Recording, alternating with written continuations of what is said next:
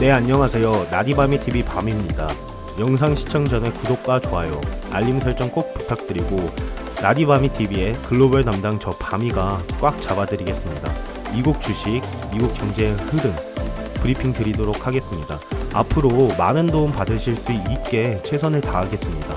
시작하도록 하겠습니다. 오늘 영상에서는 어제 시황에 대해 설명을 드리고 또 지금 케빈 메카시 하원 의장이 드디어 해임이 됐습니다. 그래서 이와 관련해서 주식과 채권에 끼치는 영향에 대해 제가 생각하는 부분도 이야기해 보도록 할 테니까요. 관심 있으신 분들은 끝까지 들어주시면 좋을 것 같습니다.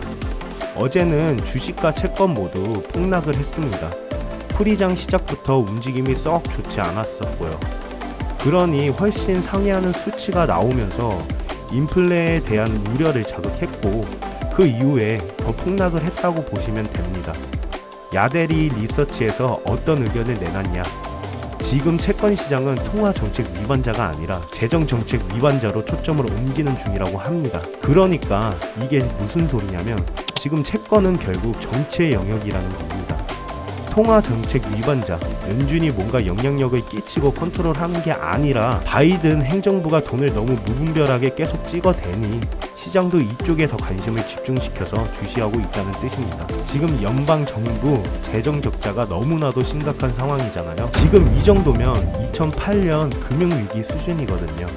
근데 바이든이 민주당은 재정 지출을 줄일 생각이 전혀 없고 오히려 계속 늘리려고 하고 있습니다. 상황이 이렇다 보니까 연준에서 아무리 기를 쓰고 재정 긴축을 하려고 해도 답이 없는 겁니다. 채권 금리는 계속 치솟을 수밖에 없는 거고요. 그리고 또 모건 스탠리의 마이클 윌슨은 뭐라고 했냐면요. 채권 매수의 커다란 주체 중 하나는 은행인데 은행들에게서 지금 채권을 사주기가 너무 힘들다는 거예요. 왜냐면 자금이 계속 유출되고 있고 또 금리가 어디까지 치솟을지 지금 그 누구도 확신을 할 수가 없는 상황이잖아요. 근데 괜히 미리 덜컥 샀다가 올해 실리콘밸리 은행처럼 채권 손실이 커져서 순식간에 망할 수도 있는 거니까요. 그래서 아무튼 요즘은 채권에 좋은 뉴스를 찾아보기가 참 힘든 것 같습니다. 그래서 저는 계속 말씀드리는 게 상황을 타개하기 위해선 강력한 한방이 필요합니다. 저는 그게 셧다운으로 봤던 거고요. 근데 채권 투자자 입장에선 너무나도 중요했던 셧다운 카드가 케빈 메카시가 날려버렸잖아요. 근데 너무 다행인 게 이번에 케빈 메카시가 공화당 내 강경파인 게이츠 의원이 발의한 해임안에 의해서 결국 해임이 됐습니다. 이번 케빈 메카시의 해임은 상당히 의미가 있습니다. 일단 역사상 처음 있는 하원 의장 해임이고요. 근데 이게 민주당의 찬성이 없었으면 가결이 될 수가 없었거든요. 근데 왜 이렇게 됐을까? 심지어 케빈은 그래도 공화당 내에서는 온건파로 분류됐던 인물인데 왜 이렇게까지 됐을까 생각을 해봤는데 일단 이번에 맥케이 의원이 해임안 발의를 했을 때 그 이유로 삼았던 것 중에 하나가 케빈 메카시가 민주당과 뒤에서 결탁을 했다는 거였거든요. 뒤에서 결탁을 했기 때문에 저렇게 민주당의 요구 조건을 다 들어주며 임시 예산안을 통과시킨 거다. 이렇게 얘기를 했습니다. 근데 이런 상황에 민주당에서 반대표로 던져서 케빈 메카시가 살아나면 뭔가 진짜 뒤에서 같이 꿍꿍이를 벌인 것처럼 보일 수가 있기 때문에 본인들의 이미지를 위해서라도 케빈 메카시 잘라버린 거고요. 그리고 또 공화당의 내분이 더 극단으로 치닫게 유도하기 위함일 수도 있습니다. 근데 또 선거에서 도움이 된다고 판단을 했을 수 있죠. 야, 공화당 쟤네들은 맨날 싸우기만 해. 지들끼리도 제대로 단합이 안 되면 국민을 위한 정치를 제대로 펼칠 수 있을까? 라는 식으로 프레임을 씌우기가 딱 좋죠. 그리고 또 다른 이유로는 민주당이 보기에는 케빈 메카시도 상당히 강경파로 느껴질 수 있었다는 겁니다. 공화당 지지자들이 보기엔 메카시가 너무 줏대가 없고 민주당에 끌려다니기만 하는 한심한 놈으로 보였겠지만 민주당 입장에선 그게 아니었을 수 있어요. 메카시가 바이든 탄핵 조사 지시 내리고 그랬잖아요. 이런 일련의 행동들이 상당히 거슬렸을 수 있습니다.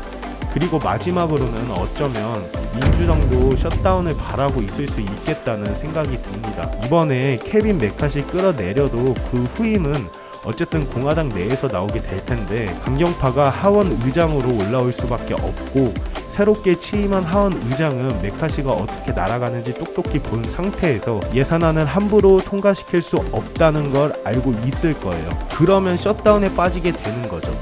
그럼에도 불구하고 민주당은 메카시 끌어내렸습니다. 이건 민주당이 셧다운이 만약 발생했을 시 발생하는 국민들의 불만을 전부 다 공화당 탓으로 돌릴 자신이 있다는 뜻으로 우리가 해석해 볼 수 있을 것 같습니다. 어쨌든 그 이후 상황이 민주당에 유리하게 돌아갈지 공화당에 유리하게 돌아갈지는 지켜봐야겠지만 저는 채권 투자자 입장에서 현 사태를 괜찮게 보고 있습니다. 누차 말씀드리지만 저는 미국이 셧다운에 빠지는 걸 감수하고서라도 무분별한 채권 발행을 멈춰야 한다고 생각을 하고 있기 때문에 그렇고요. 그리고 주식 투자자의 입장에서도 저는 주식과 채권을 둘 다 투자를 하고 있으니까 주식 투자자의 입장에서도 일단 채권 금리가 좀 안정되길 바랍니다. 이게 지금 너무 말도 안 되게 채권 금리가 매일 미쳐 날뛰니까 주식도 불안해서 뭘 살 수가 없어요. 채권 금리가 이렇게 미쳐 날뛰고 달러 인덱스도 맨날 치솟는데 도저히 뭔가 매수를 할 수가 없겠더라고요.